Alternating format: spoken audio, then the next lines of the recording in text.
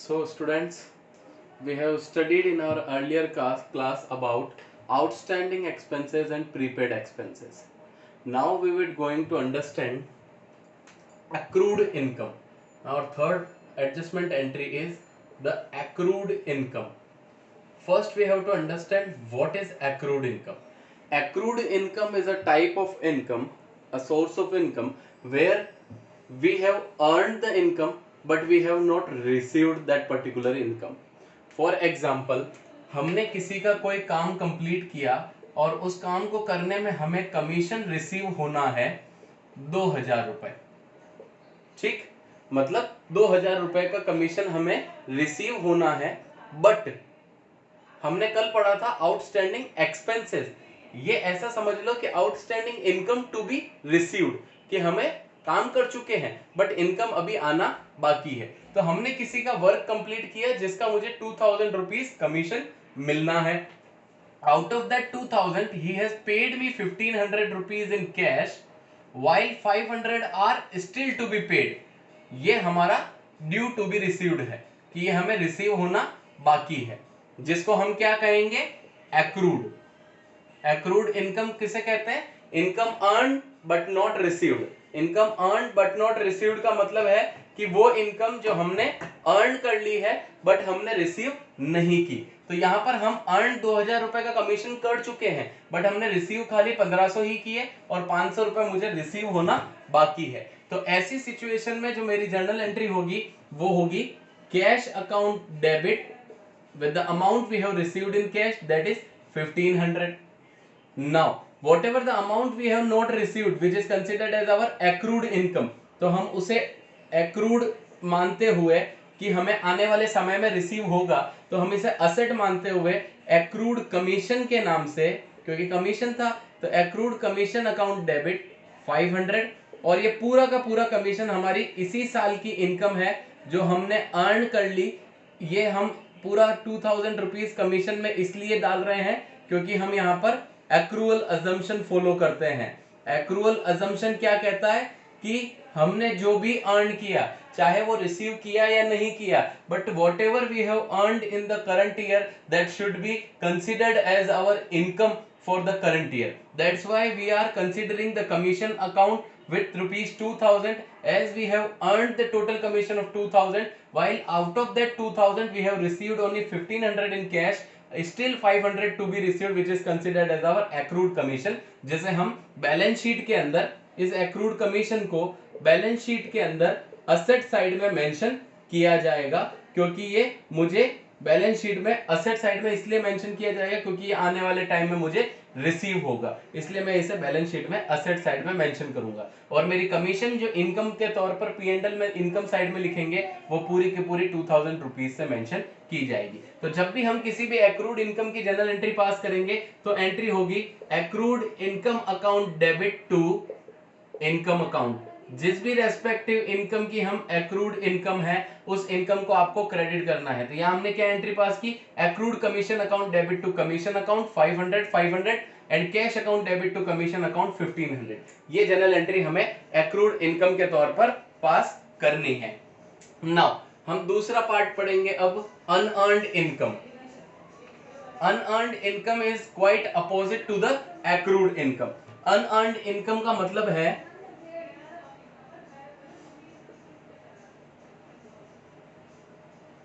Unearned income का मतलब है इनकम रिसीव्ड इन एडवांस, और we can say that income earned but not received, sorry it is considered as income earned in received but still we have not earned yet. मतलब हम income receive कर चुके हैं advance में लेकिन अभी तक सामने वाले का हमने वो काम कंप्लीट करके नहीं दिया। मान लो मुझे रेंट रिसीव होता है एडवांस में, रेंट रिसीव किया मैंने नेक्स्ट मंथ का करंट मंथ के अंदर ₹5000, तो जो 5000 का मैंने एडवांस रेंट रिसीव किया वो मेरे लिए जब तक अगला महीना खत्म नहीं हो जाता तब तक वो मेरे लिए इनकम नहीं है।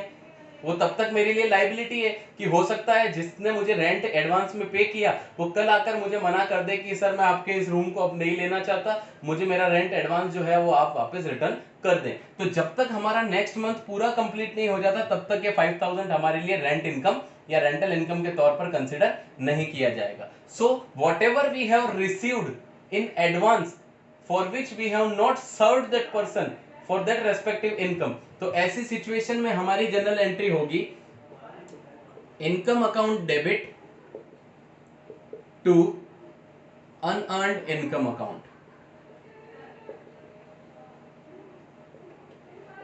तो अगर मैं इस एग्जांपल की जनरल एंट्री पास करने की बात करूं तो मैं क्या एंट्री पास करूंगा, rent account debit 5000 to rent received in advance account 5000। ये 5000 रुपए रेंट रिसीव्ड इन एडवांस मेरे लिए क्या है, लाइबिलिटी है आज की तारीख में, जो मुझे आने वाले टाइम में हो सकता है पे करनी पड़े। तो whatever the amount we have received in advance for which we have not served that person, वो मेरे लिए लाइबिलिटी कंसीडर की जाएगी। और लाइबिलिटी होने की वजह से इंक्रीज इन लाइबिलिटी को क्रेडिट किया जाता है। So we have credited the rent received in advance account with amount 5000। अब रेंट अकाउंट को डेबिट क्यों किया, मान लो एक महीने का रेंट है 5000 और उस पार्टी ने मुझे 13 महीने का रेंट एडवांस में मतलब 13 महीने का रेंट पे किया, दैट मींस 1 मंथ का रेंट जो है वो एडवांस है। Total rent received 65,000। अब जब मैंने रेंट रिसीव किया तब एंट्री पास की cash account debit to rent account with 65,000, लेकिन बाद में पता लगा कि in this rent out of 65,000 60,000 relates to current year while 5,000 relates to next year which we have received in advance. So out of that 65,000 we have to transfer the 5,000 which is our advance rent. तो हम 5,000 रुपए का advance rent जो है हमारा वो हम transfer कर देंगे एडवांस रेंट अकाउंट के अंदर। इसीलिए कैश में जो हमने रेंट रिसीव किया, एक बार कैश टू रेंट डेबिट किया, क्रेडिट किया 65 से, फिर पता लगा कि इस 65,000 के अंदर 60,000 तो करंट ईयर के और 5,000 अगले साल के हैं जो हमने एडवांस में रिसीव कर लिए। तो whatever we have received in advance that should be passed with journal entry income account debit to advance income account और अनअर्न्ड इनकम अकाउंट। उससे आप इस जनरल एंट्री को पास करके हम इसको रेस्पेक्टिव एंट्री को हम क्लियर कर सकते हैं। ये था हमारा अनअर्न्ड इनकम का टॉपिक। नेक्स्ट टॉपिक है डेप्रिसिएशन। डेप्रिसिएशन को हम अभी पूरा चैप्टर आगे जाकर समझेंगे, लेकिन अभी इनिशियल स्टेज पर अगर मुझे समझना है तो इनिशियल स्टेज पर मैं समझाना चाहता हूं कि डेप्रिसिएशन का मीनिंग ये है कि अगर आप किसी भी फिक्स्ड असेट को रेगुलर यूज करते हैं तो उसको रेगुलर यूज करने की वजह से उस असेट की वैल्यू में रिडक्शन आता है, या फिर वो असेट अगर लंबे टाइम तक पड़ा रह जाए तो भी उसकी वैल्यू में रिडक्शन आता है। फॉर एग्जांपल आपने कार परचेज की 5 लाख रुपए में और फिर 6 महीने बाद आपकी वो कार मान लो आपने नहीं चलाई, लेकिन फिर भी हम उसे ना चलाने के बावजूद भी हम उसे 5 लाख की 5 लाख में सेल नहीं कर पाते क्योंकि वो रीसेल या रीयूज्ड पर्टिकुलर असेट हो जाता है। तो जब हम उसे सेकेंड हैंड असेट कंसीडर कर रहे हैं एट दैट टाइम, तो हम जो वैल्यू रिड्यूस करके लेते हैं कि नई कार 5 में है, आपकी तो सेकेंड हैंड हो गई अब मेरे लिए, तो आप मुझे कितने में दोगे, मैंने कहा 4,50,000 में आप मुझसे ले लेना। तो 50,000 जो मैंने रिड्यूस किया वो मेरे लिए क्या है, एक तरह का डेप्रिसिएशन, जो मैंने ये माना कि असेट को यूज करने की वजह से या टाइम इन्फ्लेक्शन की वजह से कि समय बीत गया इसलिए हमारे असेट की वैल्यू में रिडक्शन आ गया। तो किसी भी पर्पस से अगर असेट की वैल्यू में रिडक्शन आता है तो हम उसे डेप्रिसिएशन कहते हैं। बेसिकली डेप्रिसिएशन टेंजिबल असेट्स के ऊपर ही अप्लाई होता है।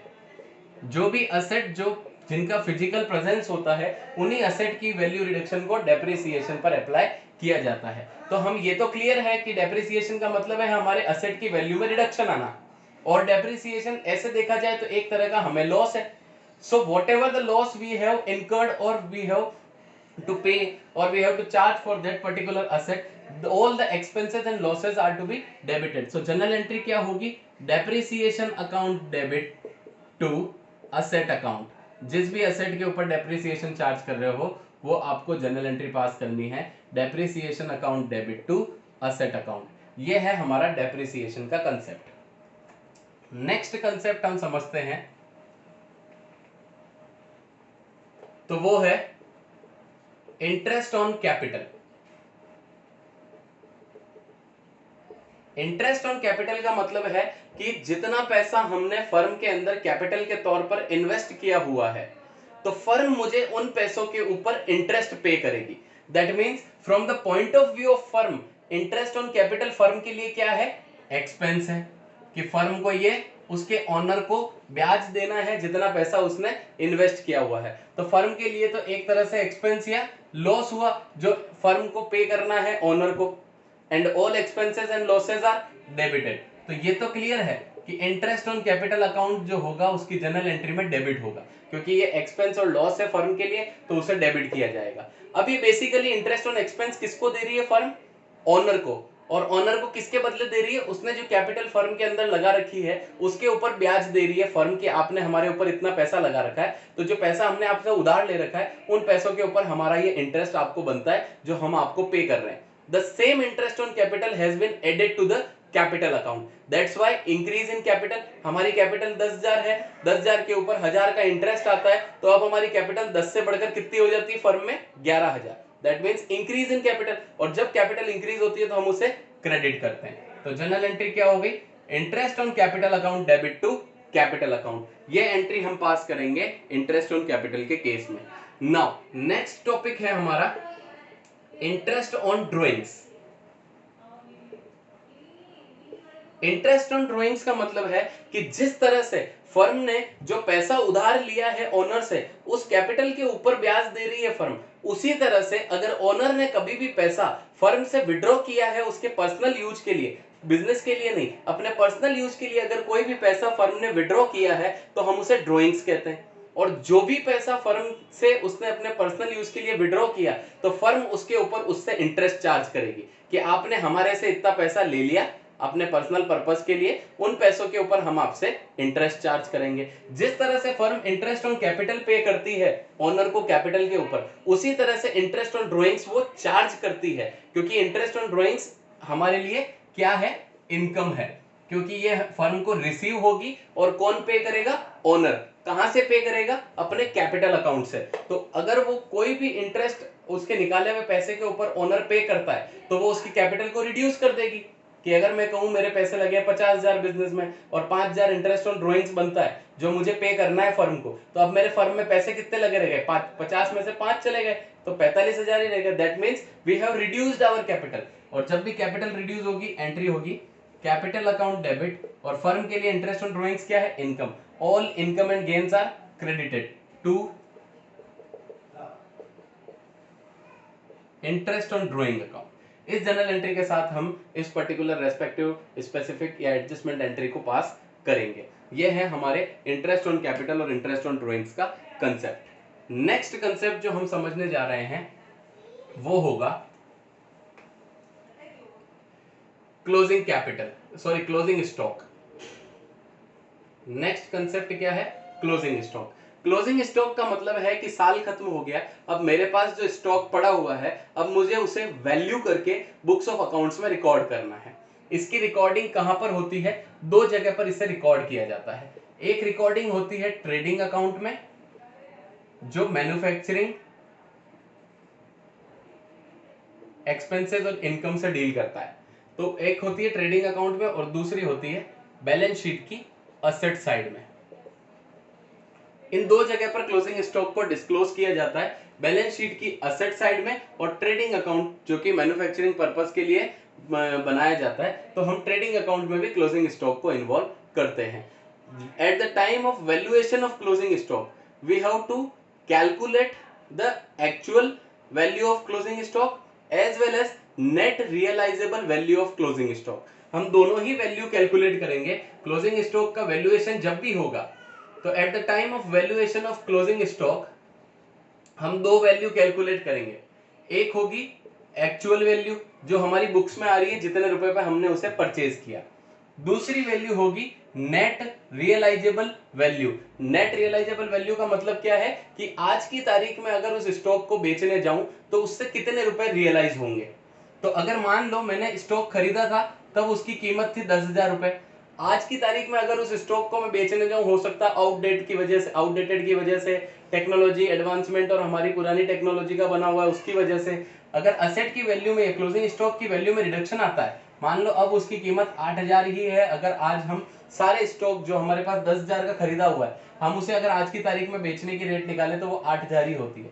तो at the time of valuing the closing stock हमें ये ध्यान रखना है कि दोनों वैल्यू हमें कैलकुलेट करनी पड़ेगी।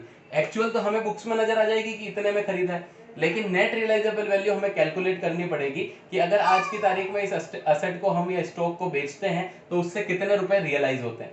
इन दोनों में से जो भी छोटा होगा, विच एवर इज लेस, जो भी छोटा होगा उस अमाउंट के ऊपर बैलेंस शीट में और ट्रेडिंग अकाउंट में क्लोजिंग स्टॉक को वैल्यू किया जाएगा। तो क्लोजिंग स्टॉक को हम इन दोनों अमाउंट में से छोटा कौन, 8,000, तो क्लोजिंग स्टॉक को कितने रुपए पर वैल्यू करेंगे, 8,000। तो अगर वैल्यूएशन ऑफ क्लोजिंग स्टॉक के बारे में पूछा जाए तो वो क्या कहता है कि एक्चुअल वैल्यू और net realisable value whichever is less, उस वैल्यू पर हम वैल्यूएशन करेंगे क्लोजिंग स्टॉक का।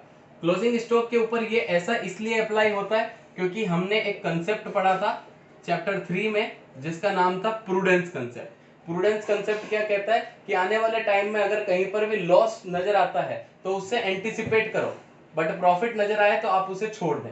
तो जब अगर मुझे नजर आ रहा है कि 10,000 की चीज की वैल्यू अब 8,000 ही है, तो मैं फिर उसे 10,000 पर नोट क्यों करूं, अभी कंसीडर कर लेता हूं कि 2,000 का लॉस हो गया मुझे, तो मैं इसलिए इन दोनों में से जो छोटा होगा हम उसी पर प्रूडेंस कंसेप्ट को फॉलो करते हुए छोटे अमाउंट पर वैल्यूएशन करेंगे क्लोजिंग स्टॉक का। अब बात करते हैं जनरल एंट्री क्या होगी क्लोजिंग स्टॉक की। तो जनरल एंट्री की जहां तक बात है, क्लोजिंग स्टॉक हमारे लिए असेट है, तो हम उसकी एंट्री पास करेंगे क्लोजिंग स्टॉक अकाउंट डेबिट, और इसे कहां डील करेंगे, ट्रेडिंग अकाउंट में, टू ट्रेडिंग अकाउंट। इन दोनों में से छोटा कौन, 8,000, तो 8,000 पर इसे वैल्यू किया जाएगा। ये होगी हमारी क्लोजिंग स्टॉक की जनरल एंट्री। एक लास्ट टॉपिक हमारा बाकी है, वो मैं आपको बता देता हूं, वो है provision for doubtful debts. Last topic is provision for doubtful debts. Last topic, provision for doubtful debts. अब इसका मतलब समझ लो पहले। डाउटफुल डेट्स का मतलब क्या है कि वो उधार जो मुझे लग रहा है कि डाउटफुल है कि क्या पता इससे पैसे पूरे आएंगे या नहीं आएंगे। हो सकता है किसी से मैं 1,000 मांगता हूं लेकिन वो जिस दिन पेमेंट करने आएगा 950 ही देकर जाएगा।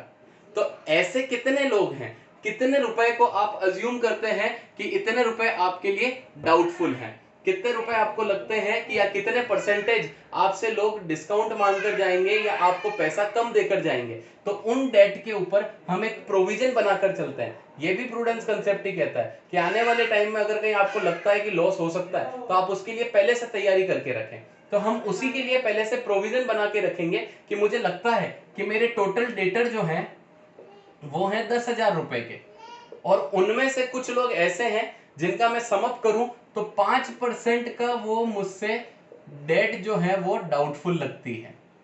मतलब मुझे लगता है कि 10,000 का 5% दैट इज 500 रुपए का डिस्काउंट कोई भी आदमी मेरे यहाँ आएगा और मुझसे पैसे कम देकर चला जाएगा। तो ऐसा अगर डाउटफुल डेट मुझे लग रहा है तो मैं कितना कंज्यूम कर रहा हूं, 5% का।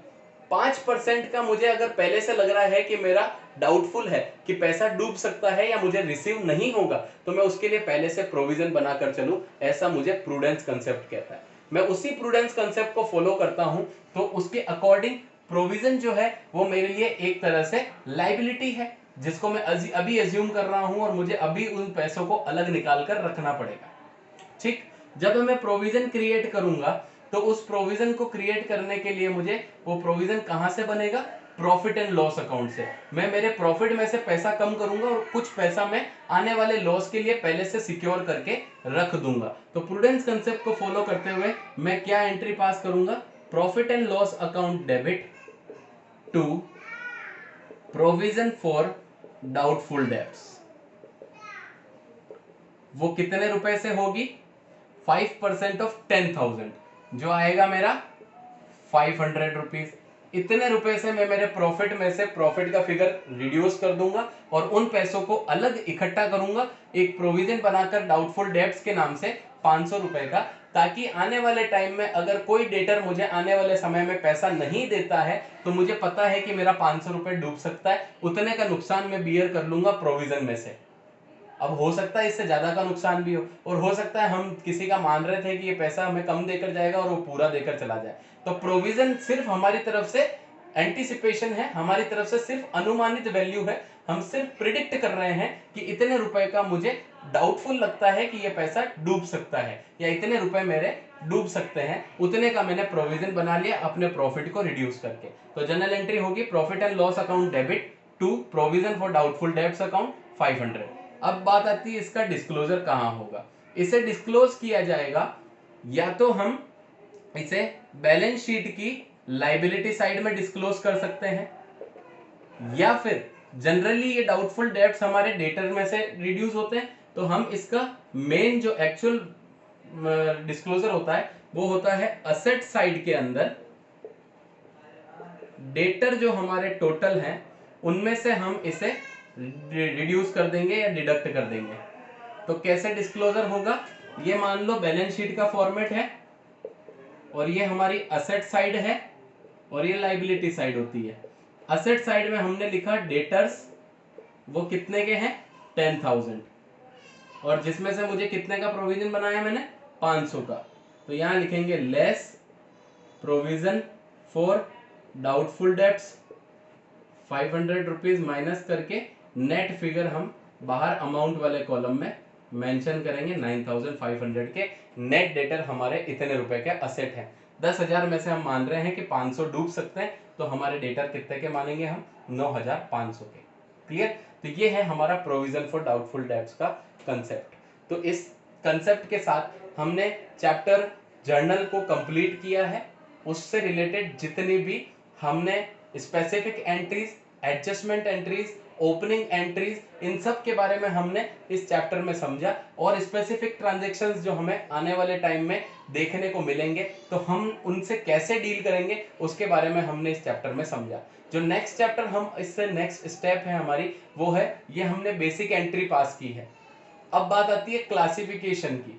जब हम इन्हें क्लासिफाई करेंगे इनके रेस्पेक्टिव लेजर अकाउंट्स में तो वो हमारा चैप्टर स्टार्ट होगा लेजर, जहां पर इन सब अकाउंट का प्रॉपर क्लासिफिकेशन और फिर उसके बाद हम इनकी समरी प्रिपेयर करके आगे हैंडओवर करते हैं एंड यूजर्स को। तो यहाँ तक हमने इनकी बेसिक रिकॉर्डिंग समझी है, जो हमने चैप्टर 1 में अकाउंटिंग की डेफिनेशन में समझा था कि first we have to find identify the monetary value transactions, after that we have to record those transactions, so at that particular stage we have completed the recording. हम उन transactions की recording complete कर चुके हैं इन सब transaction के साथ। इनकी रिकॉर्डिंग होने के बाद अगली स्टेज पर हम जाएंगे लेजर प्रिपरेशन में, जहां पर समराइजिंग होगी, क्लासिफिकेशन होगा, वो होगा लेजर के अंदर, जो हम नेक्स्ट चैप्टर में हमारी नेक्स्ट क्लास में समझेंगे। तो इन टॉपिक्स के साथ हमारा चैप्टर यहाँ पर फिनिश होता है। Thank you.